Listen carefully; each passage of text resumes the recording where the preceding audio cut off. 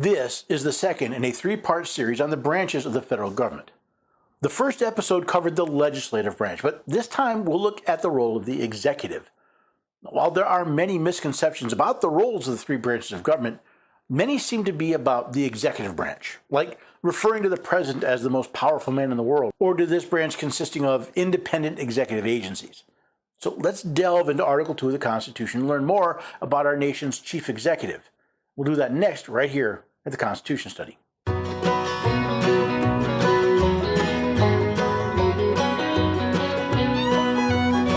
your neighbors and have a few good friends. Every day we're everyday Americans. Oh, every day we're everyday Americans.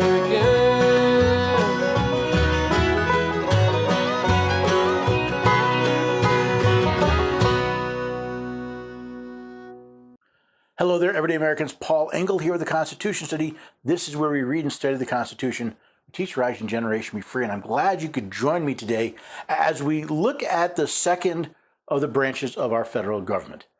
We need to understand the role of the president better, not only to understand what it is he's actually supposed to do, but so maybe we can make better decisions in our presidential elections.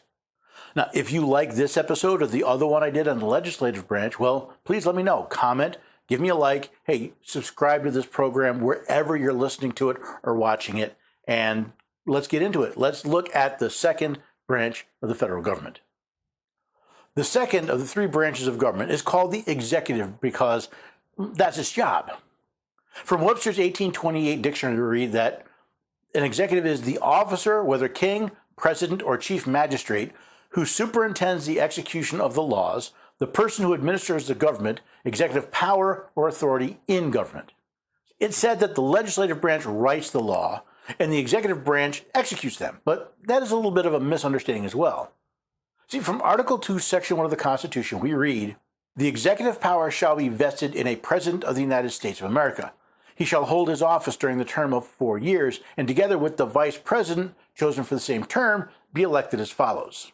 The executive power of the United States isn't vested in the executive branch, but in a single person, the President of the United States. All of the executive agencies and all those who work in them are exercising the President's power and therefore report to him. Again, from Article 2, he may require the opinion in writing of the principal officers in each of the executive departments upon any subject relating to the duties of their respective offices. So while the powers of the president may seem awesome, especially the way they're treated today, a quick look at Article 2 shows that there's actually very little the president can do on his own. What are the powers vested solely in the president? Well, as stated before, the president has the power and responsibility to execute the laws and powers of the United States. From Section 3, we read, "He shall take care that the laws be faithfully executed." In addition to executing the powers of the government of the United States, he shall have power to grant reprieves and pardons for offenses against the United States, except in the case of impeachment. What else can the president do all by himself? He may, on extraordinary occasions, convene both houses or either of them, and in the case of disagreement between them with respect to the time of adjournment, he may adjourn them to such time as he shall think proper. The president can convene either or both houses of Congress, but only under extraordinary circumstances, such as after the Pearl Harbor and September 11th attacks. This is why, though the president is required from time to time to inform Congress of the State of the Union, the address of the same name we've all become accustomed to only happens if the House of Representatives invites the president to speak. Since both houses of Congress have to agree before they can adjourn, the president can settle any disagreement between them on that fact. The president shall commission all the officers of the United States. Lastly, he shall receive ambassadors and other public ministers. That's it. Those are the only powers delegated solely to the President of the United States. You may be asking, what about foreign policy, regulations, or even the fact that he is commander-in-chief of the military? Well, the Constitution says, "The President shall be commander-in-chief of the Army and Navy of the United States and of the militia of the several states when called into actual service of the United States." So yes, the President is the commander-in-chief of the military, but he's not the one who makes the rules for them. Congress has that power to make rules for the government and regulation of the land and naval forces. Contrary to popular belief, the President can't even call up the militia by himself. Congress has the power to provide for calling forth the militia to execute the laws of the Union, suppress insurrections, and repel invasions. So if most of the powers we think the president has aren't his alone, who does he share those powers with? He shall have the power, by and with the advice and consent of the Senate, to make treaties provided 2/3 of the senators present concur. We think that the president makes the treaties, but he does not, at least not alone. Notice it doesn't say the president negotiates treaties and then the Senate ratifies them. No, it says the president is to make treaties with the advice and consent of the Senate. In other words, the Senate is to be involved in the negotiation process. And he shall nominate, and by and with the advice and consent of the Senate, shall appoint ambassadors, other public ministers and councils, judges of the Supreme Court, and all other officers of the United States whose appointments are not herein otherwise provided for, and which shall be established by law. While the president does nominate ambassadors, judges, and other officers of the United States, he is to do so with the advice and consent of the Senate. Now, why does the president need the advice and consent of the Senate and not the entire Congress? Remember, the two houses of Congress have different roles. The House of Representatives has always been elected by the people to represent the people. Members of the Senate, on the other hand, were originally appointed by the state legislature to represent the states. After the 17th Amendment, the senators are chosen by popular election of the people, but that does not change their role as representatives of the states. That means when it comes to treaties and appointments, the president needs the advice and consent of the representatives of the states.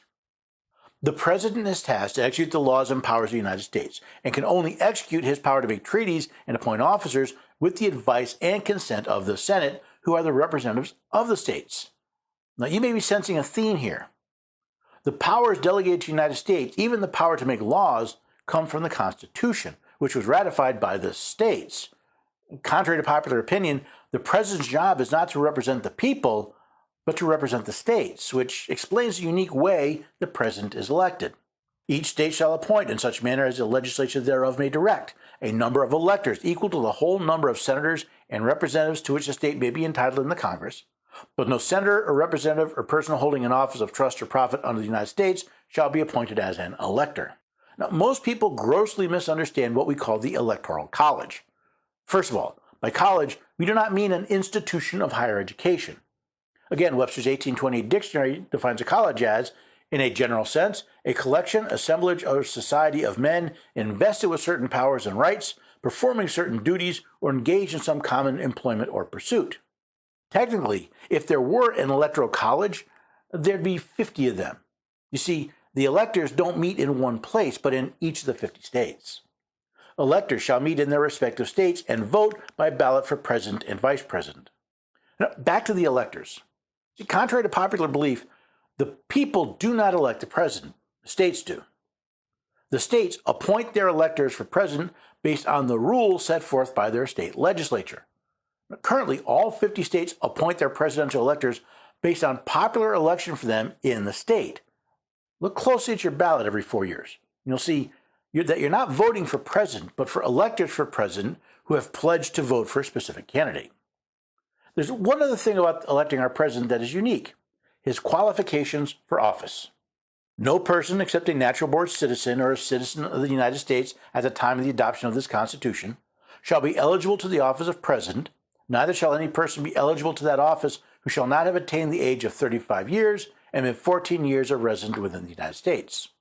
Only the president has to be a natural-born citizen of the United States, not members of Congress, judges, or other elected officers. There is quite a bit of controversy in many circles about the term natural-born citizen.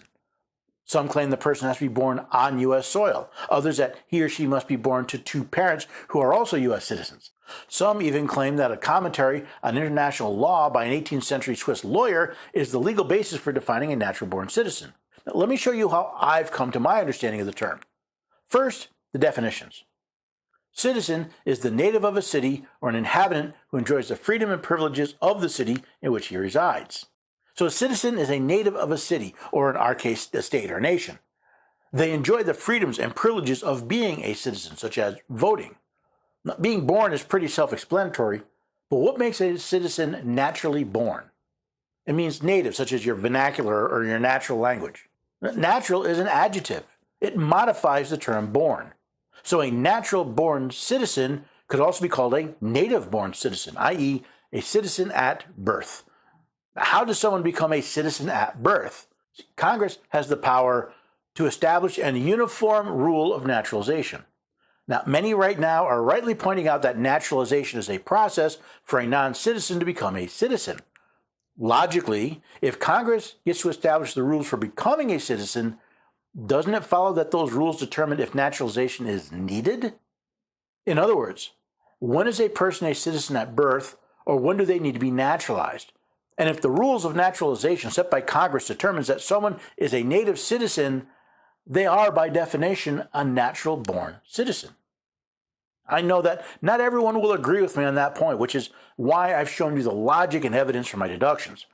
Now, for those who point to Emmerich Devatel's book, Law of Nations, as establishing the definition of a natural-born citizen, let me point out that although the book was available to and read by at least some of the framers of the Constitution, nothing in the records of the Continental Congress points to any member referring to him or his book while discussing citizenship or the office of president.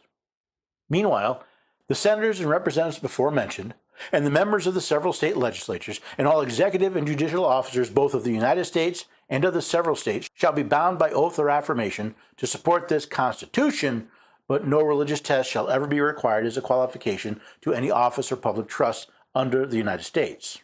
Only the president, however, has a specific oath required by the Constitution.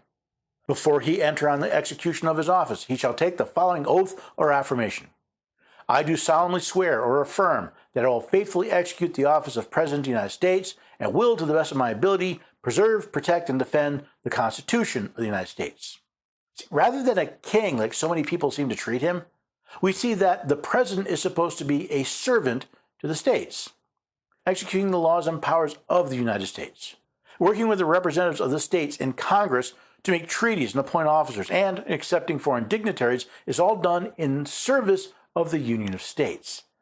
Does that sound like the most powerful man in the world to you?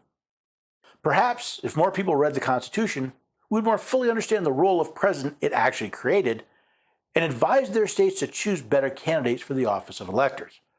You know, men and women that would actually execute the office to the best of their abilities, not to the advancement of their preferred special interest. People who would actually preserve, protect, and defend the Constitution of the United States and not actively work to dismantle it to advance their political party. Then again, based on recent history, maybe bothering to understand the Constitution is just too much for a 21st century American. It's sad for me to say, but that may be true. It may be that 21st century Americans just cannot be bothered with reading the Constitution, studying it, learning the supreme law of the land, and then holding their elected officials and employees accountable. Then again, maybe not. So whether it's my recent boot camps or other meetings I've had, when people see what the Constitution actually says, it's like a light bulb goes off. It's like a weight is lifted off their shoulder when they realize they're not subjects of Washington, D.C. They are its master. That they have legal authorities to look at a government actor and say, no, we're not doing that. That it can be done on the individual level, on the state, the county level, and on the state level. The Constitution, as the supreme law of the land, supersedes everything Congress does, supersedes everything the president does, and as we'll see in the next episode, everything the courts do. That's why it's so important that we understand it. It's why we spend the time here to read and study the Constitution and teach the rising generation to be free. It's why we learn to defend and assert our rights properly. Now, if you want to learn more, of course, go to the website, constitutionstudy.com. Even better, head to the Patriots page, constitutionstudy.com/patriots. The Patriots program I'm building is there to help people not replace what they do, but take what they do and be able to do it better. Give them more tools, more skills, more ability to do whatever it is you're doing better, so that we can make a more perfect union, the very reason we have a Constitution in the first place. Now, of course, you can always sign up for one of the mailing lists, the newsletter, the insider update, maybe have my articles and videos emailed directly to you. It's all available there on the website. By the way, asking a question is a great thing. Buying a book or just giving a donation all help to keep this up and running. It's a lot of work to do the Constitution study, and it's a joy, but it sure could help with a little bit of dollars. Regardless of whether or not you can send me money or you join one of the mailing lists, if you can share this episode and its partners, that would be wonderful. Let other people see what the Constitution actually says about the three branches of our federal government. Maybe you'll even come back and join us here next time with a couple of friends for the Constitution study. Love